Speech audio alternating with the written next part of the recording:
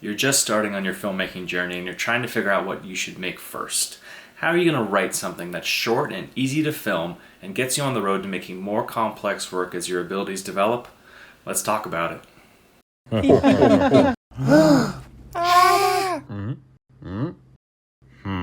Small Monster. Hi, I'm Thatcher Robinson. I'm a co-founder of Small Monster Productions. We're a boutique creative company here in Los Angeles, making our own films and inspiring you to unlock your creative process as well. If you want a one-on-one education, please visit our website, smallmonsterproductions.com, for more information. The first film we ever made is a short called Poison, currently available to view on our YouTube page. I wrote the rough draft of Poison in just a couple hours on New Year's Day, feeling the inspiration of the new year and wanting to transform ourselves from people who worked on other people's projects to people who worked on their own projects. This was going to be our first short film, so one, our filmmaking capabilities were going to be very limited, and two, the inertia of doing something for the first time is very high. So I knew Poison had to be as simple to film as possible. A few months later, we have a finished product that we're extremely proud of, and making the next thing feels exponentially easier, even if we increase the complexity involved. Here are some tips for writing your first screenplay and how to keep it as short and easy to film as possible. Tip 1. Keep it in a single location. The more locations your movie has, the more exponentially complex it's going to be to film. The more places you have to go and assemble your shot, and the more places you have to figure out how to light, the more variables get introduced that could affect the quality of your film and the efficiency of making it. It's your first film, so I suggest keeping it as simple as possible. Keep it to one location. I set Poison completely around a dinner table. Our dinner table in our apartment. One of the characters never stands up, and the other character is either standing right next to the dinner table or sitting down at it as well. Doing it in our own apartment and at one spot in our apartment allowed us to plan the shoot very easily on our own time and shoot it very quickly on the night we wanted to. It keeps lighting setups incredibly minimal to about 3 total. Setting up good lighting is one of the most time-consuming processes of filmmaking, so this was invaluable. As long as you have an interesting story, you don't need to jet set from location to location. Rely on one location, limit yourself to that space, and find the story that best fits that setting. Restrictions and limitations are also great ways to challenge yourself to develop your storytelling instincts. It's appealing to think of all the exciting places that your story could be set, but remove all that glitz and glamour and keep yourself restricted to one place, and you're forced to make sure the story you're telling is interesting. Tip number 2, keep the amount of characters small. The more people your movie has, just like the more locations it has, the more exponentially complex it becomes to film. Figuring out how to effectively block your shots, how to light each character, how to find the best actor that embodies that character, how to work around everyone's schedules so that you can make sure you can have them on the day or night that you want to shoot. It's a lot, especially from a logistical perspective. And from a writing perspective, introducing another character is introducing another person who should be fully developed and fully serve the story you're telling. You have to make sure that each character in your script has to be there, that they're fully necessary to the plot and furthering the story. I wrote Poison to star 2 people, myself and my fiancée Bailey. While writing, this allowed me to only focus on one relationship and figure out how to best develop the dramatic tension within that relationship. And it made filming much easier, limiting all those logistical issues I mentioned earlier. As we'll talk about again and again on our channel, limitations can be very valuable.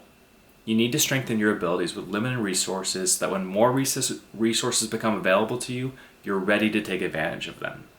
Finding the best, most efficient way to develop the relationship between 2 characters is essential practice before your filmmaking palette expands. Tip number 3, limit the action, emphasize the dialogue. Filming dialogue isn't easy per se, but it can be much less time consuming than filming action. And when I say action, I don't mean fight scenes or car chases, I just mean any physical action that advances the story. When a character is talking, if you've written dialogue that is essential to advancing the relationship between them and whoever they're talking to, if it's essential to advancing the story, you're more able to leave the camera static and unmoving for a long period of time. When a character is doing something, you likely cannot leave the camera static. You'll need to move the camera to follow their motions. Their motions will have to be precisely blocked in coordination with the camera, and lighting may have to be adjusted for multiple parts of the action. Given this, when writing your very first screenplay, you may want to favor dialogue over physical action. Our short film Poison is pretty much just 3 pages of dialogue, with minimal actions thrown in to advance the story where necessary. Someone sits, someone lifts a wine glass, someone stands. And still, with that very basic amount of movement, we still had to get about 10 different shots for me to feel like we had all the angles I thought were necessary to tell this story. The more actions I included, the more that number would have grown. If you want to challenge yourself to write an action-heavy script, go for it. It's your sandbox to create and do with what you will. You might just find for your first thing, if you're trying to get over the hump of never having filmed something before, a simple conversation may get you there faster. Tip number 4, don't worry about your script format being exactly right. If you've never written in a script or screenplay format, you can look up online how to do so or just imitate an image you see. But don't stress about having the format be exactly right. It's about the story, not the format the story is written in.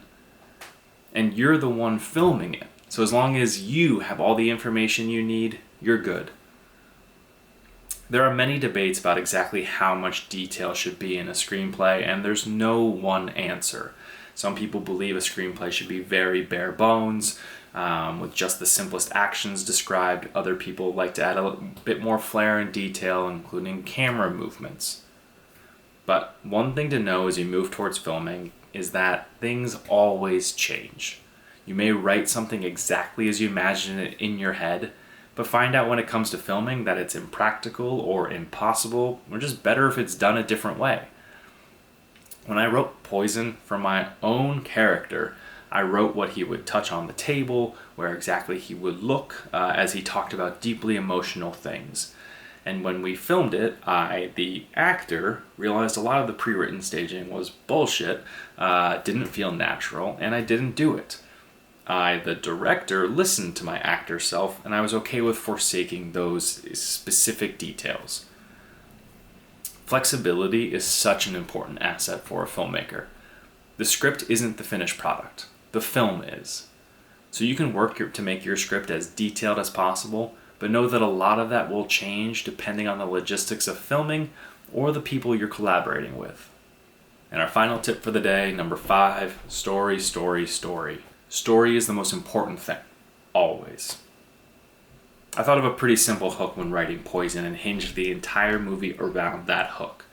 It couldn't just be 2 people talking at a dinner table with no stakes. There had to be somewhere to go for their relationship, something they were working through, something they were trying to figure out, and for dramatic tension, they had to be at cross purposes on how to get to the conclusion that they each wanted. Whether your script has 1 character, 2 characters, 3 characters or more, make sure it has this dramatic tension. Make sure everyone wants something and figure out how they're going to try and get it, and figure out how the other people or the world around them is going to help or hinder them in this pursuit. If you do this, if you have a story to tell, it doesn't matter how short or low budget your movie is, it'll be worth watching. Thank you so much for watching. Get out there, write a short and easy screenplay this week, and tune in next Monday for our next video.